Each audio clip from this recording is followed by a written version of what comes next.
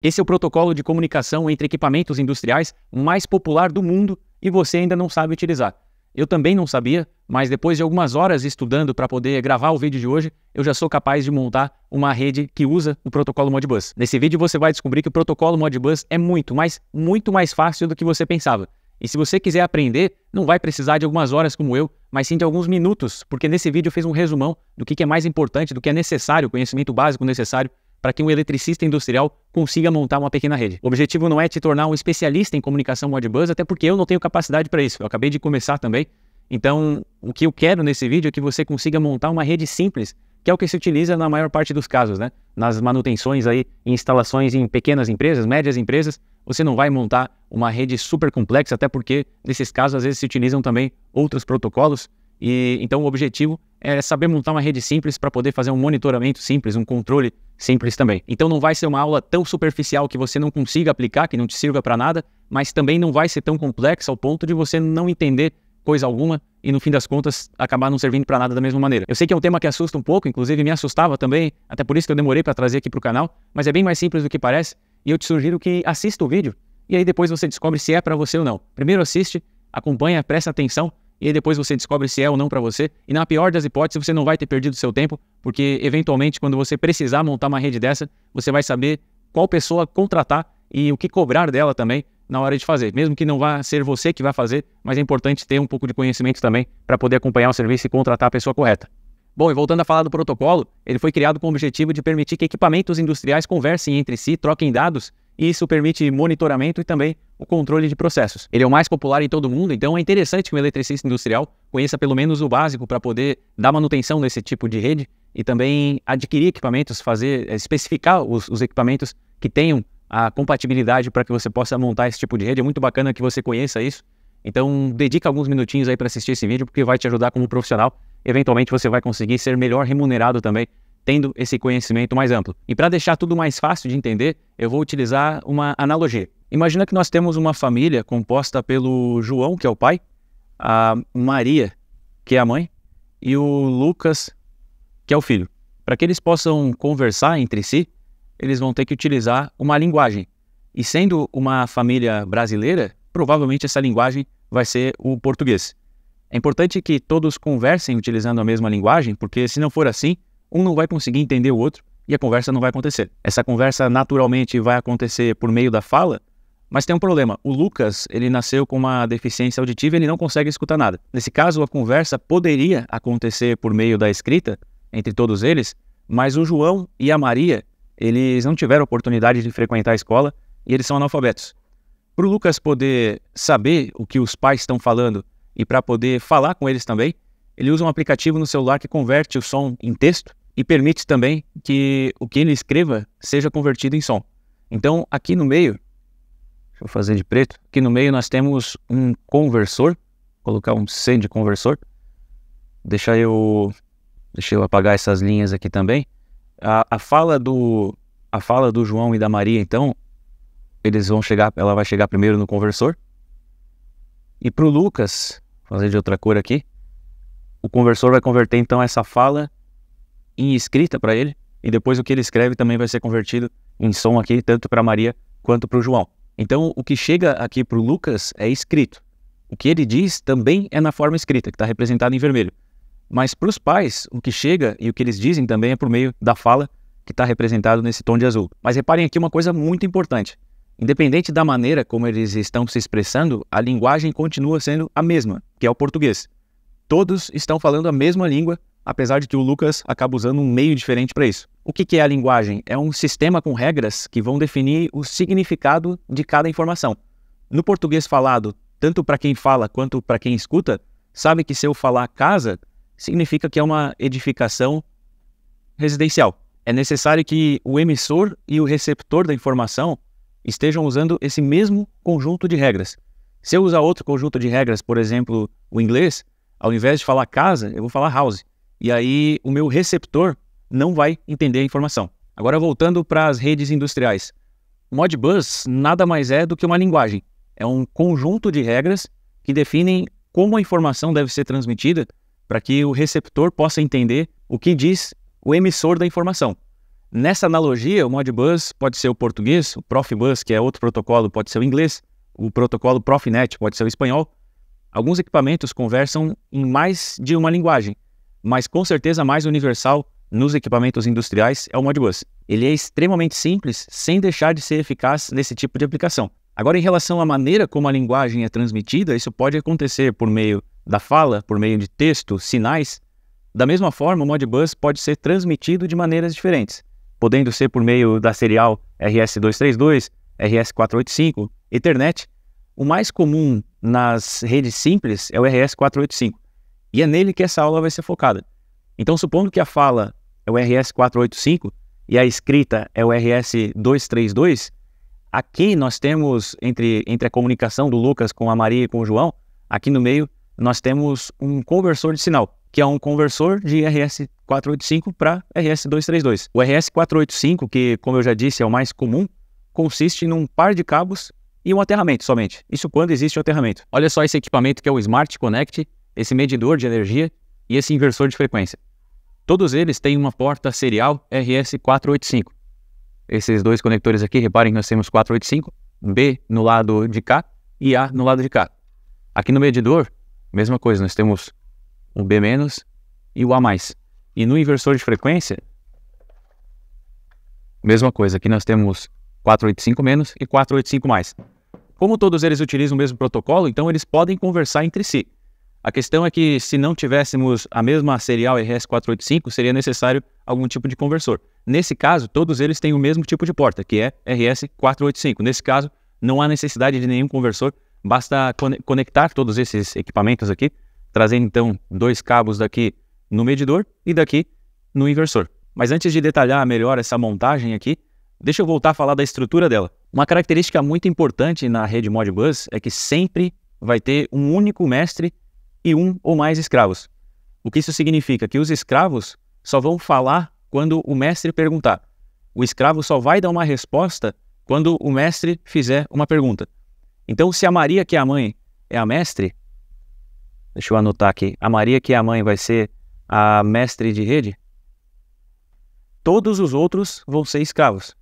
Então, o João é um escravo e o Lucas é um escravo também. Reforçando, sempre, em todos os casos, vai ter um único mestre. Sempre, em todos os casos, um único mestre. Todos os demais vão ser escravos. E tem um detalhe importante aqui. A comunicação só acontece entre mestre e escravo. Então, essa conversação entre João e Lucas, ela não vai acontecer. Sempre o mestre vai fazer a pergunta para o escravo e vai obter a resposta do escravo. Mas escravos não conversam entre si, não de maneira direta, só de maneira indireta, através do mestre. Então essa comunicação vai acontecer da seguinte forma. O João e o Lucas, eles estão lá quietinhos e de repente a Maria, ela diz: Lucas, quanto você tirou na prova de matemática? Essa mensagem vai chegar tanto para o João quanto para o Lucas. Os dois vão escutar, né? Na verdade o Lucas não vai escutar, mas o conversor vai permitir que ele receba essa mensagem também. Como no começo da mensagem a Maria deixou claro que era para o Lucas, ela disse que era para o Lucas, então o João, ele já sabia que não era para ele ignora essa fala. Ele finge que essa fala nem aconteceu, finge que nem escutou. O Lucas, por outro lado, sabia que a mensagem era para ele. Então ele responde 8, por exemplo. Depois a Maria fala: João, você vai dormir às 22 horas. Reparem algumas coisas importantes aqui. A mensagem precisa ter o nome da pessoa para quem ela se destina, porque ela vai chegar para todos. Quando a Maria falar, todos vão escutar. Na verdade, o Lucas vai ser por meio da escrita, né? Mas ele vai receber essa mensagem também. Mas quando é para o Lucas, o João ignora, somente o Lucas leva em consideração. Quando é para o João, o Lucas ignora e somente o João leva em consideração. Então essa mensagem precisa ter essa orientação de para qual pessoa que está participando dessa comunicação, para quem que ela se destina. É importante, é fundamental, na verdade, que exista essa orientação de para quem essa mensagem está chegando. E as outras pessoas que estão participando da conversa, elas vão ignorar. Outro ponto importante é que a mensagem ela pode ser uma pergunta, como foi aqui para o Lucas. Ela perguntou quanto que ele tirou na prova de matemática, e aí ele respondeu a nota 8, né? Mas ela pode também ser uma ordem, como foi aqui para o João. Essa indicação de que se trata de uma pergunta ou se trata de uma ordem, ela precisa estar explícita também. Então é importante falar para quem essa mensagem está se destinando, é importante falar do que se trata, se é uma pergunta ou se é uma ordem, E tem mais um elemento que é fundamental nessa mensagem que a Maria está enviando. Vamos voltar a atenção aqui para o Lucas. No manual do Lucas vai ter um mapa com o endereço de cada informação que ele tem. Vamos supor que o primeiro endereço desse mapa é a idade do Lucas. A segunda informação é o número do calçado que ele usa. Então, vou colocar número calçado. O terceiro é o sexo dele. O quarto é a nota da prova de matemática. O quinto é a hora de dormir. O sexto é se ele gosta ou não de comer salada. E o sétimo é a senha da porta de entrada do prédio. A Maria, ela só vai poder perguntar para o Lucas o que está registrado aqui na memória dele. Não adianta a Maria perguntar quantas vezes o Fábio Júnior já casou, porque isso não está registrado na memória do Lucas e ele não vai ser capaz de responder. Essas informações aqui, elas vão sendo atualizadas pelo próprio Lucas. À medida que passa o tempo, vai aumentando a idade dele, o tamanho do calçado vai aumentando também, até certo ponto, né? O sexo, teoricamente, vai se manter fixo. A nota da prova de matemática vai mudar quando ele fizer outra prova. A hora de dormir pode mudar de acordo com a rotina dele. O gosto dele por salada também pode acabar mudando à medida que ele vai ficando mais maduro. E a senha da porta pode mudar de acordo com o que o síndico determina, né? Essa tabela aqui com os endereços de cada memória é o mapa de registradores.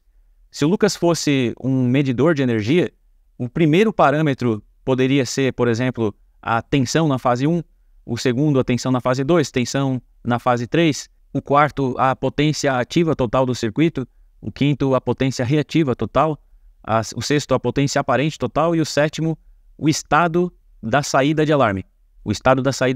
Percebam que do 1 até o 6 desses itens que eu citei, considerando o medidor de energia, né, nós temos leituras que são feitas pelo medidor de energia, pelo próprio medidor, e são valores que não podem ser alterados, né? São valores que dependem unicamente dessa leitura. Mas o último item, que era o estado da saída relé, é um item que pode ser alterado. Isso quer dizer que o mestre da rede, que é a Maria, ela pode perguntar qualquer informação que está aqui, mas ela só pode ordenar a alteração desse parâmetro aqui, que é a saída relé, no caso do medidor. Os outros parâmetros, como eles dependem unicamente da leitura do medidor, a Maria só consegue perguntar, ela não consegue ordenar. Não adianta eu querer escrever um valor de tensão 1, tensão 2, tensão 3, porque isso está sendo lido pelo medidor e não é um parâmetro que pode ser alterado. Isso não depende da Maria.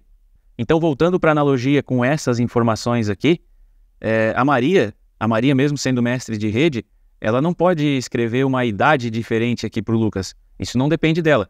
Agora, perguntar a idade, ela pode sim. Na mensagem, ela precisa informar que ela está falando com o Lucas. Então, a mensagem começa dizendo que ela está falando com o Lucas.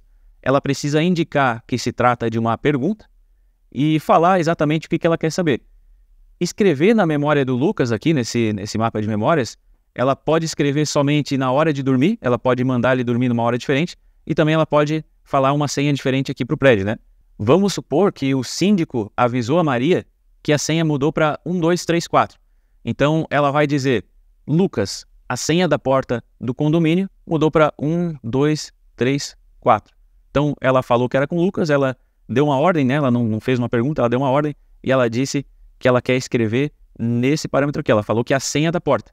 E aí deu o valor, né? Então, todos os elementos foram cumpridos, né? Ela falou que era com o Lucas, ela deu uma ordem, ficou claro que era uma ordem, ela disse qual que era a informação que ela queria escrever, né? Que é a senha da porta, e ela disse o valor também, que é 1, 2, 3, 4. Nesse caso, o Lucas, ele reescreve esse valor aqui, talvez tinha um valor diferente, né? Ele vai reescrever esse valor com o valor atualizado aí passado pela Maria, que é 1, 2, 3, 4. Todo equipamento, ele vai ter um manual com o endereço dos registradores de cada uma dessas informações aqui. É a única maneira de saber do que se trata cada um desses valores, porque na montagem da mensagem você não vai dizer senha do portão, você vai dizer que é o endereço número 5, por exemplo, aqui nesse caso 7. Então nós temos, vou fazer fora aqui, aqui nós temos o endereço 1, endereço 2, endereço 3, endereço 4, 5, 6 e 7. Então, na formação da mensagem, a Maria não vai dizer na prática senha da porta, ela vai dizer que o registrador 7 precisa ser alterado para o valor de 1, 2, 3, 4. Eu estou falando aqui da montagem da mensagem, mas não se assuste porque essa montagem, o próprio equipamento que é mestre de rede vai fazer. Mas é importante você saber como que ela é montada para que tudo fique mais claro, para você entender realmente como que funciona, para as coisas ficarem mais claras. Eu até poderia pegar os equipamentos aqui e somente mostrar como que se faz, para que vocês pudessem copiar, e acabaria até sendo mais fácil. Mas aprender realmente como funciona possibilita que você consiga trabalhar com qualquer dispositivo de outras marcas também, e para que você consiga resolver os problemas com mais facilidade, conseguir entender as informações com mais facilidade também. E falando sobre o mestre da rede, que é quem vai ser o moderador dessa comunicação, tem equipamentos que podem ser configurados como mestre ou escravo, como são CLPs e HMs, por exemplo, enquanto que alguns outros equipamentos só funcionam como escravo, como acontece com medidores de energia, sensores e diversos outros equipamentos. O Smart Connect da Brasiltec é um equipamento bem específico e é sempre mestre de rede, mas é uma exceção. Geralmente, o equipamento que pode ser mestre, ele pode ser escravo também, e alguns outros são somente escravos. O Smart Connect é uma exceção, ele sempre é mestre de rede. Como ele serve para coletar dados de outros equipamentos como medidores, para disponibilizar na internet, então ele precisa ser mestre porque os medidores só funcionam como escravos. Então precisa ter um mestre de rede, sempre vai ter um mestre de rede, e nesse caso é o Smart Connect. Nesse caso não precisa daí de IHM, não vai precisar de CLP também. Agora, quando se trata de uma rede que tenha uma IHM, normalmente essa IHM vai ser o mestre. É obrigatório ser a IHM? Não, pode ser o CLP, pode ser outro equipamento também, mas não vamos nos aprofundar em todas as possibilidades. Padronizando a IHM como mestre de rede acaba ficando mais fácil e até mais intuitivo também. Na ausência dela, provavelmente a melhor escolha vai ser o CLP, quando houver CLP, né? Então, supondo que nós temos uma IHM, deixa eu puxar aqui para o lado, supondo que nós temos uma IHM, ela vai ser a mestre de rede. Eu vou adicionar aqui também um CLP, um medidor de energia,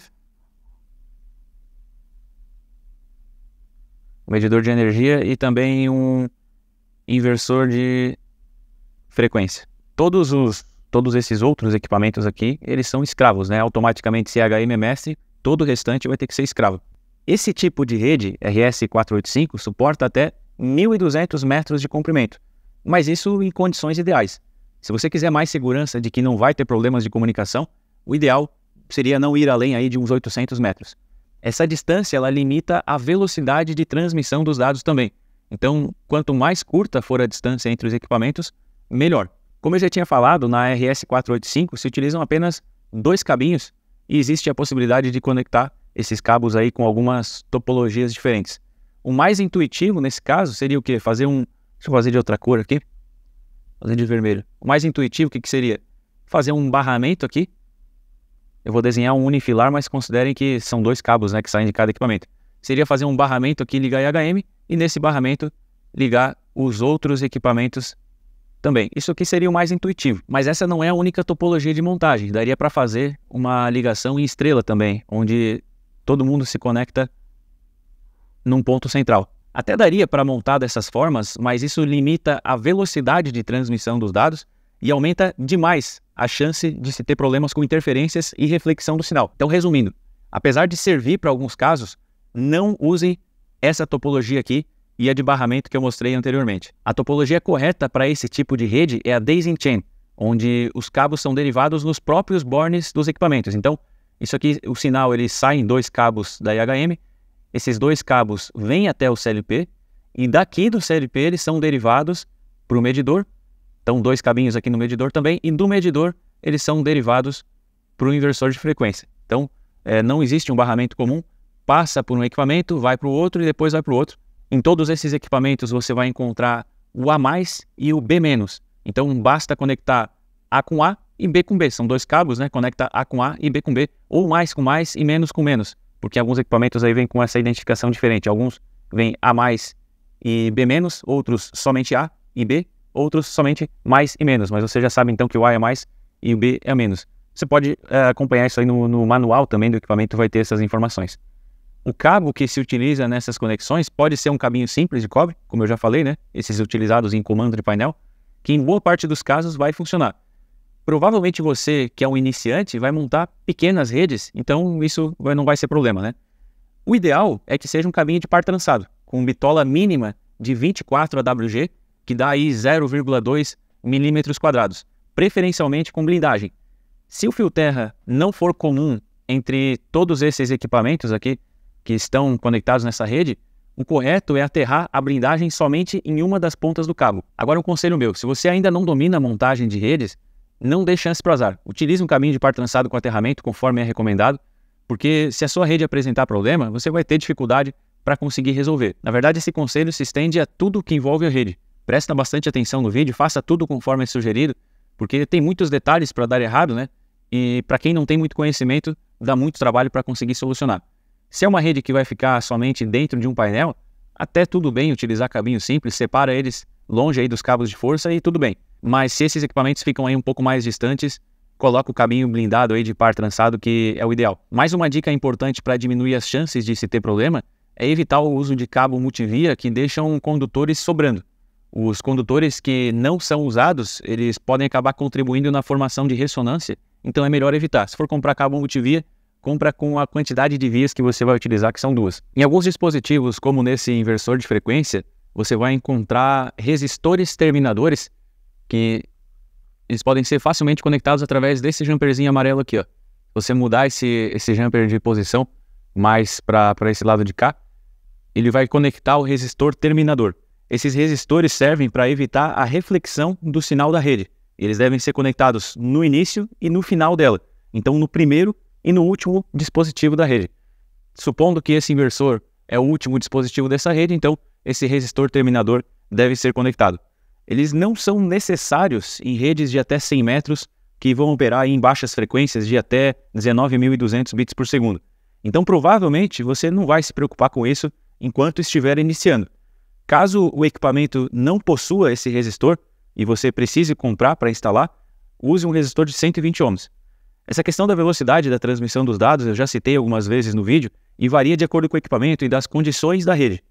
Como são redes, em geral, de monitoramento, não tem necessidade de ter uma super velocidade e de se ter respostas em milissegundos.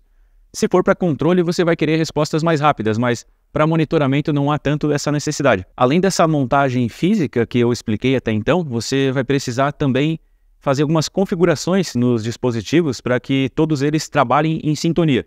São poucas configurações e que são fáceis de fazer, mas que são fundamentais para o funcionamento. Uma delas é justamente a velocidade de transmissão que eu acabei de citar. Eu vou dividir a tela com o manual dos inversores de frequência da Brasiltec na seção onde fala das configurações de comunicação. Então o primeiro parâmetro é o PD-00, que é o baud rate. Baud rate é a taxa de transmissão, então é basicamente a velocidade aí da transmissão dos dados. Todos os dispositivos precisam ter a mesma velocidade de transmissão de dados. Uma das opções é você conferir qual a velocidade máxima de todos os dispositivos que vão ser instalados nessa rede. Então, nesse caso, supondo que é uma rede com o inversor, o medidor e o Smart Connect. Nesse caso, tem que ver qual que é o dispositivo, quais as velocidades máximas desses dispositivos e escolher uma velocidade que seja alta e seja compatível com todas. Essa é uma das opções, mas não necessariamente é a melhor, porque as velocidades menores, elas tendem a ser mais estáveis. Então, se você escolher uma velocidade menor, a chance de você ter problemas com essa rede é menor também. Então, de repente, vale a pena sacrificar um pouquinho a velocidade para ter mais estabilidade. Se a rede for muito longa, obrigatoriamente você vai ter que trabalhar com velocidades menores. E se não tiver o resistor terminador, o ideal é nunca ultrapassar os 19.200 bits por segundo. Eu sugiro tentar as velocidades menores primeiro e aumentar somente quando for necessário, pensando sempre na estabilidade. Esse modelo de inversor ele vem de fábrica com a configuração de 9.600 bits por segundo. Um parâmetro que você não vai conseguir configurar aqui nesse inversor é da escolha se vai ser mestre ou escravo de rede, porque esse inversor sempre trabalha como escravo, por isso que não existe a possibilidade então de configurar como mestre. Mas outros equipamentos você vai ter que escolher entre mestre e escravo, e muitas vezes você vai encontrar isso descrito como master e slave, master, mestre, slave, escravo. Vai estar em inglês muitas vezes, né? Então, nesse caso aqui é sempre escravo, vai estar sempre como slave, mas em alguns outros equipamentos você pode encontrar essa possibilidade aí de fazer essa configuração. E voltando aqui para o manual, então, o parâmetro seguinte é o PD01, que é o formato dos dados. Isso aqui não é muito complexo, mas entra em outro universo que é o dos dados. Então, o vídeo vai ficar muito extenso se eu quiser explicar. O que você vai precisar saber aqui é que o formato dos dados precisa ser configurado igualmente entre todos os dispositivos da rede. Você vai precisar escolher a quantidade de bits de dados, configurar o bit de checagem de paridade e a quantidade de bits de parada. Mas não precisa nem saber o que é um bit. É lógico que no médio prazo eu sugiro que você aprenda isso aqui também, principalmente para a resolução de possíveis problemas. Mas nesse primeiro momento você só vai precisar saber que o formato dos dados deve ser configurado igualmente entre todos os dispositivos da rede. A primeira das 3 informações relacionadas ao formato dos dados é a quantidade de bits de dados. Aqui você vai configurar 8, se tratando de uma rede serial, como essa nossa aqui, que é 485, né? Se for uma rede Ethernet TCP, aí as configurações vão ser outras. A segunda informação é a checagem de paridade. As opções que você vai ter que escolher geralmente vão estar em inglês, e são no checking, como está aqui, ou se não, apenas none. A outra opção é odd e outra opção even. None significa que não vai ter nenhuma checagem. Odd significa ímpar e even significa par. De momento, você só precisa escolher uma opção que seja possível em todos os aparelhos e deixar todos iguais. Ou deixa tudo como none, ou tudo como even, ou tudo como odd. A terceira informação é de quantos serão os bits de parada, que você vai encontrar nos manuais como stop bit. Aqui é a mesma situação do item anterior. Coloca 1 ou 2 de acordo com o que for possível entre todos os aparelhos. Talvez o aparelho te peça para configurar essas informações individualmente, mas talvez você encontre opções pré-definidas, 8N2, 8N1, 8O1 ou 8E1. Se reparar, são as mesmas informações nessa mesma ordem. O 8 é a quantidade de bits de dados, essa letra aqui significa none, odd ou even, e o último número é a quantidade de bits de parada, os stop bits, né? Se vão ser 2 ou apenas 1. O parâmetro seguinte é o PD02, que é o endereço do equipamento. Esse é o endereço que é basicamente o nome do equipamento, né? No exemplo, na analogia que eu fiz, os equipamentos eles tinham nomes de pessoas, né? Era a Maria, o Lucas e o João. Aqui nós temos números, então o mestre de rede ele sempre vai ser o número 0. Então a Maria era o número 0.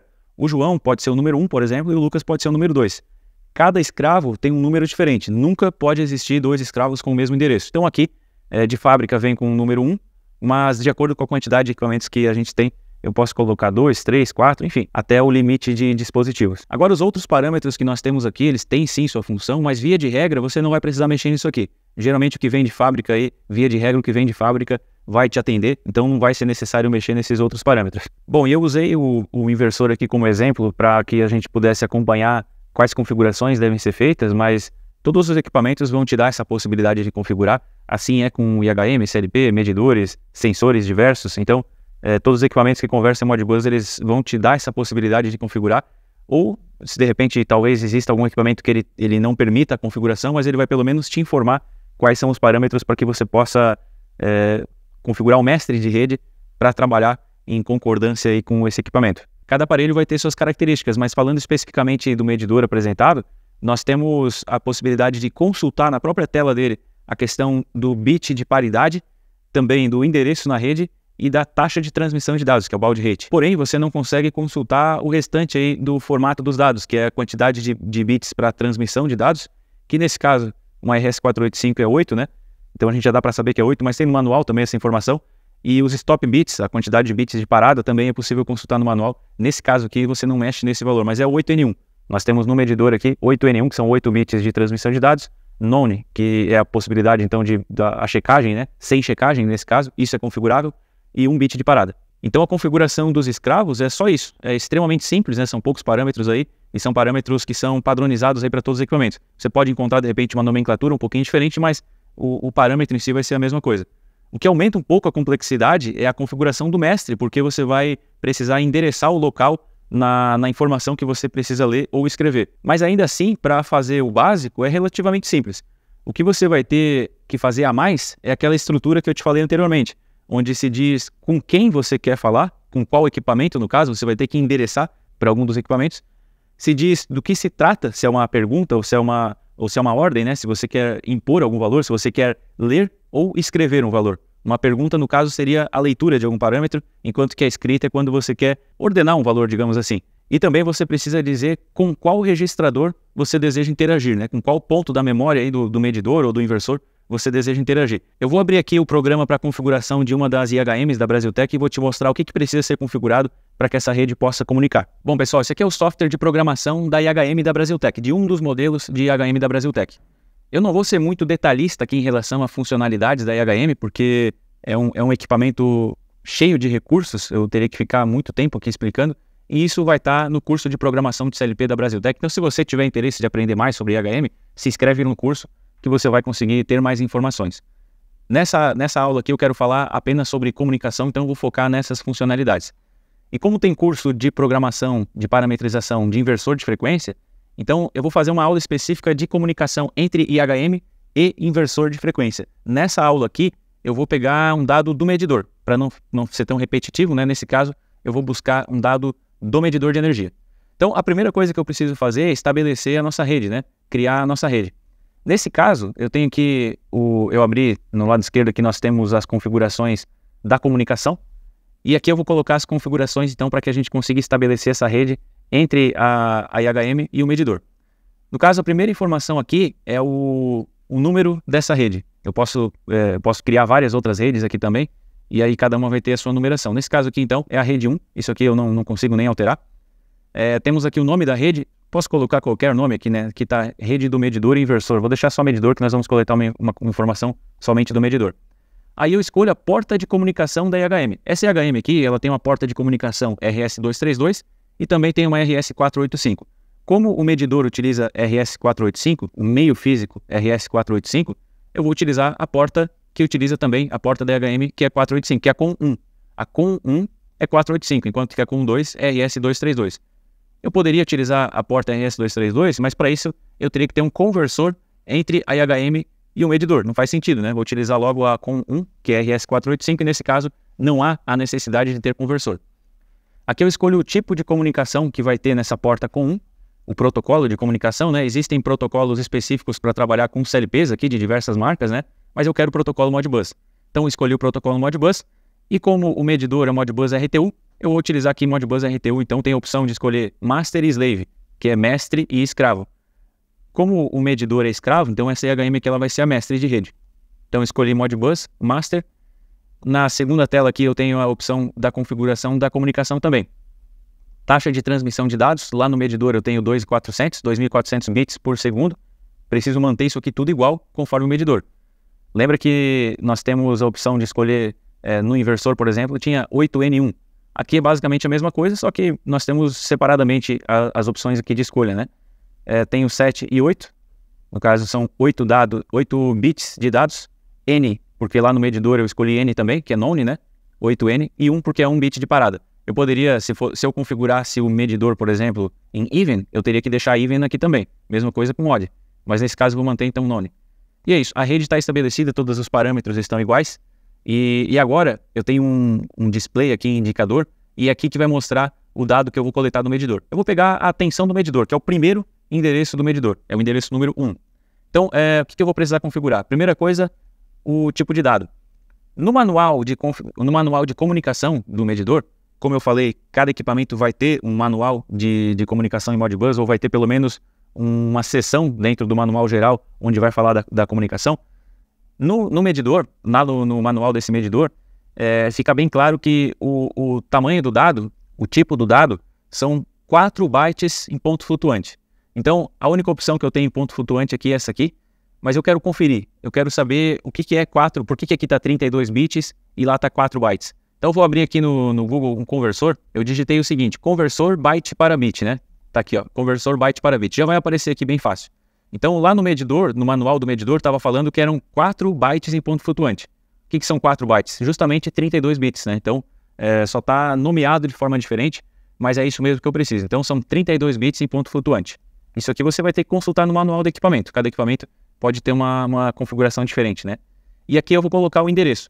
Lembra que eu falei lá na analogia que foi feita com a Maria, o João e o Lucas, que a Maria ela tinha que falar para quem que ela está mandando a mensagem, ela tem que falar o que ela quer, se ela está fazendo uma pergunta, se ela quer dar uma ordem, né? E ela ainda tem que dizer também o que é, né? Se é a nota da prova de matemática, se é o horário de dormir, se é o gosto dele por salada ou não, se é sim ou não, né? Esse gosto por salada, qual que é a altura dele, qual que é o número do calçado. Então tem várias informações, essas informações estão no manual do Lucas. No caso desse medidor, tem um manual com mapa de registradores do medidor. Então a primeira informação é o endereço da rede.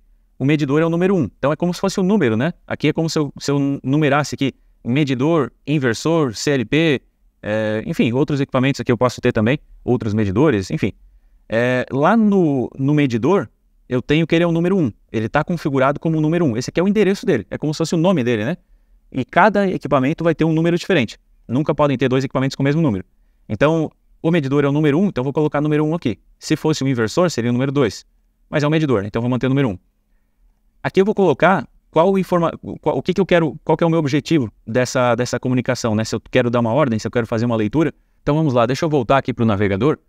Aqui nós temos o número de cada uma das funções. Eu tenho as opções de leitura e de escrita. As leituras seriam as perguntas, basicamente, né? Eu estou perguntando para o medidor qual que é o valor da tensão, por exemplo. Então, nós temos que fazer uma pergunta. As opções de escrita é quando eu quero dar uma ordem, né? Quando eu quero impor um valor, por exemplo, quando eu quero que o Lucas ele altere lá na memória dele qual que é a senha da porta do acesso do prédio. Então, eu vou escrever um valor diferente na memória dele, no registrador dele. Olha só. A número 1 e a número 2 são leituras, e nesse caso são leituras não de números, mas sim de um bit especificamente. Aqui as opções são ligado ou desligado. Qual que é a diferença entre o primeiro e o segundo aqui? Os dois são leitura, os dois só tem 2 opções, ligado ou desligado, só que a diferença é que o primeiro é a leitura de uma saída. Então, por exemplo, tem lá a saída do inversor, a saída relé do inversor. Eu consigo escrever um valor diferente nessa saída. No caso das entradas, eu não consigo escrever um valor diferente, porque é uma entrada que depende de um sinal externo. Então é uma entrada que pode estar atrelada a um termostato, por exemplo. Eu não consigo escrever um valor diferente no termostato. E essa entrada aqui, ela apenas faz uma leitura. Voltando lá para a analogia, lembra que, por exemplo, a idade do Lucas, eu não consigo escrever uma idade diferente do Lucas, mas eu consigo escrever, por exemplo, a senha do prédio. Aqui seria, por exemplo, o gosto dele por salada. O gosto dele por salada seria um input status, porque isso depende somente dele, eu não consigo escrever um valor diferente, então depende somente dele, e a resposta é sim ou não. Então, isso aqui seria o gosto dele por salada. Aqui, o COI, o status, já seria para uma informação que pode ser alterada, né? Pode ser alterada através do mestre de rede.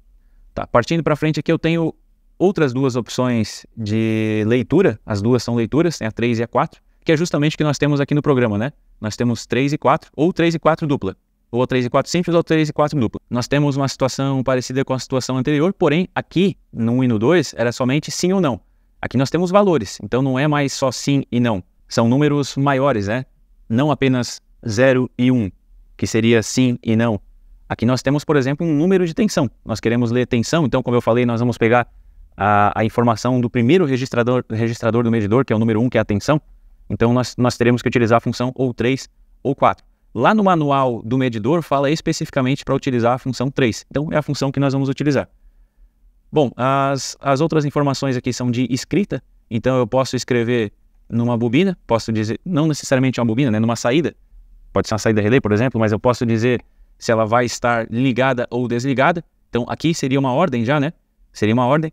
E aqui, para escrever um registrador. Então, para escrever a senha lá na cabeça do Lucas, a senha do portão do prédio, da porta da entrada do prédio, então eu teria que usar essa função aqui, a função 6. Eu vou escrever um valor. No caso dessa escrita aqui, a escrita de sim ou não. Seria, por exemplo, se o Lucas pode ou não sair na casa dos colegas dele. Eu posso escrever uma informação diferente. A Maria vai dizer, pode, é número 1, é sim.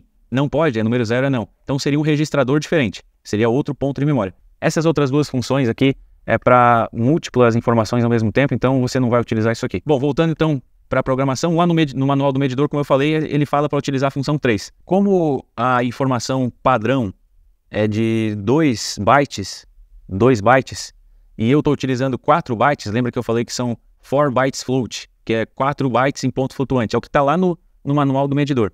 Então, como eu estou utilizando, ao invés de 2 bytes, que seria o normal, eu estou utilizando 4 bytes, então eu vou utilizar essa dupla aqui, né? É a 3x, é a função 3, só que eu vou utilizar a dupla por causa da quantidade de informações. E lá no manual do medidor, nós temos o endereço de cada registrador, e o registrador da tensão é o número 1. Então, é o número 1 que eu quero, porque eu quero ler tensão. Vou confirmar isso aqui, vou confirmar aqui, e aí é só passar esse programa aqui para IHM, manter o medidor conectado na IHM através daquele caminho A mais e B menos, né? Só conectar os dois, e a IHM vai conseguir realizar essa leitura no medidor.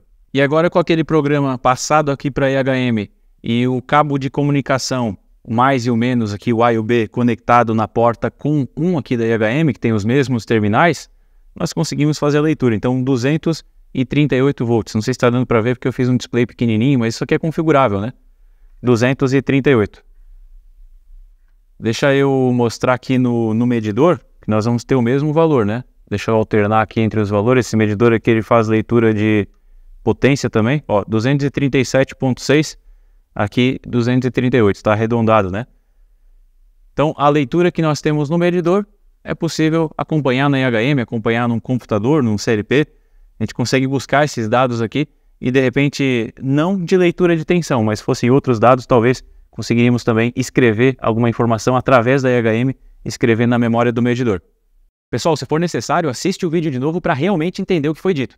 Decorar as informações pode até te possibilitar montar uma pequena rede, mas entender mesmo é o que vai possibilitar que você resolva os possíveis problemas que podem vir a acontecer. É impossível passar todas as informações num único vídeo, mas o que eu falei hoje aqui é o básico necessário para você montar uma pequena rede. E caso você já tenha montado a sua rede, mas não esteja funcionando, assiste o vídeo de novo e vai revisando todas as informações que eu estou passando aqui, uma por uma, verifica se você está fazendo realmente de acordo com o que está sendo dito. Revisa também as configurações dos equipamentos, né? A questão da taxa de transmissão, o endereço dos equipamentos, a questão do formato dos dados, também revisa tudo isso para ver se está correto. Verifica também se você não tem cabos invertidos, né? Se não tem mais pelo menos, ou A pelo B. Se tiver uma coisa invertida assim, não vai funcionar. Então são muitas variáveis aí que podem fazer a sua rede não funcionar. Revisa tudo com calma, porque a hora que você colocar tudo de acordo, quando estiver tudo certo, com certeza vai funcionar sim. Outra dica importante é que se sua rede for mais longa, traz os equipamentos para perto e encurta esses cabos para poder testar. Se de repente funcionar com os equipamentos mais próximos, com cabos mais curtos, aí quer dizer que o problema está na sua rede, né? Essa é uma dica importante aí para quando se tem redes longas que não estão funcionando. Se você testar com os equipamentos perto e funcionar, aí quer dizer que o problema está no cabeamento aí, alguma coisa está de errado e você precisa consertar. Eu sei que o foco é uma habilidade que está em extinção hoje em dia, né? Está muito difícil de ficar concentrado, isso para todo mundo, eu acredito. Está muito difícil de se manter concentrado, mas é muito importante a concentração nesse tipo de montagem, nesse tipo de construção de rede, porque cada detalhezinho é importante e se você deixar algum desses detalhes de lado, é bem possível que a sua rede não funcione. Outra dica importante é estar 100% disponível para a montagem dessas redes. Esteja focado e disponível para isso, não faça com pressa, porque você vai ter problemas. Não faça com pressa, se você tiver alguma outra coisa para fazer, faça primeiro e deixe essa rede para fazer com tempo depois, porque você pode acabar se frustrando se fizer de forma apressada e as coisas começarem a dar errado. E agora, tendo esse conhecimento básico, não deixe de buscar mais informações, continue estudando sobre isso, conhecendo a estrutura básica, fica viável buscar mais conhecimento, né? É difícil aprender quando você não tem nenhuma informação, mas sabendo o caminho certo agora, você vai conseguir aprender. Continue estudando sobre isso. Existe um mundo de informações sobre esse tema ainda que você pode buscar, inclusive Ethernet TCP, um meio físico Ethernet TCP, que eu quase não falei no vídeo de hoje, mas que ele é utilizado também na indústria, inclusive cada vez mais ele é utilizado, principalmente em redes um pouco maiores. Então você pode buscar também, tendo conhecimento básico, você vai conseguir aprender por conta própria, apenas buscando essas informações. E quando você tiver dificuldades, elas com certeza vão surgir. Quando você tiver dificuldades, não se desanime com elas, porque são elas que te apontam onde você está falhando e o que você precisa estudar mais para ser capaz de fazer essas montagens. Utilize como motivação, motivação para aumentar as horas de estudo, né? Quando você tiver algum problema relacionado aí à construção dessas redes e outros problemas também. Espero que eu tenha te ajudado, espero que você tenha aprendido alguma coisa com esse vídeo. Se você aprendeu, por favor, comenta alguma coisa aí, diz o que você achou da aula. Com certeza vão ter outras pessoas aqui que conhecem muito mais que eu sobre esse tipo de rede e vão poder agregar informações também. Então, deixe seu comentário contribuindo aqui com os outros profissionais. Deixa o like também para me ajudar aqui com o canal. E se você gosta desse tipo de conteúdo, se inscreve e ativa o sino para receber as notificações e não perder nada.